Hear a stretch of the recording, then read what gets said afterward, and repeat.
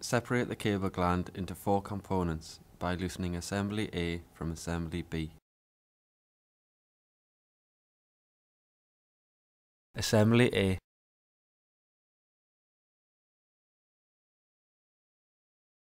Reversible cone. Anyway clamping ring.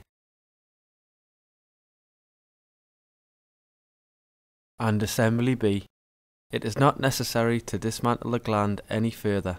Pass assembly B out the seal nut first, over the cable followed by the anyway clamping ring.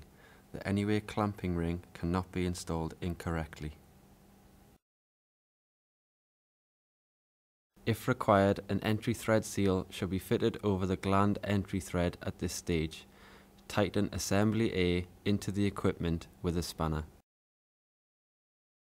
Determine the conductor length that will be required to suit the equipment geometry and carefully cut through the outer sheath and the armour wires to remove them. It is recommended that the armour wires are cut with a hacksaw until they are almost severed.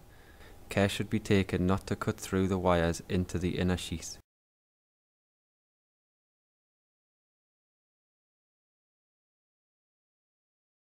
The armour wires can then be twisted and removed easily.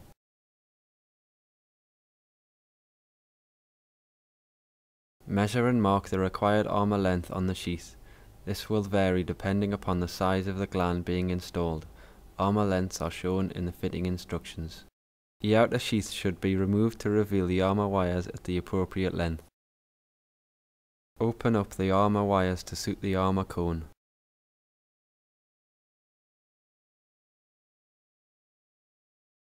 Insert cone into assembly A.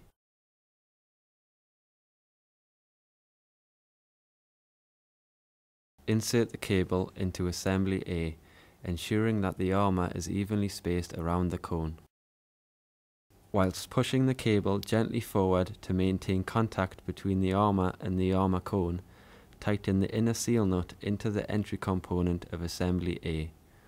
Hold the entry component with a spanner and tighten the inner seal nut until the 2 components are metal to metal and cannot be tightened any further. Locate the anyway sleeve onto the armour cone. Ensure the braid is in 360-degree contact with both the cone and the anyway ring. Hand tighten assembly B onto assembly A.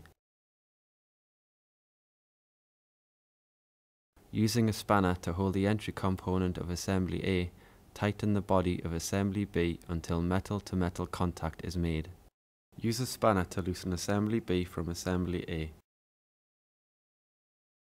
Once disconnected, it should be possible to see the armour is securely clamped by the anyway clamping ring and the armour cone.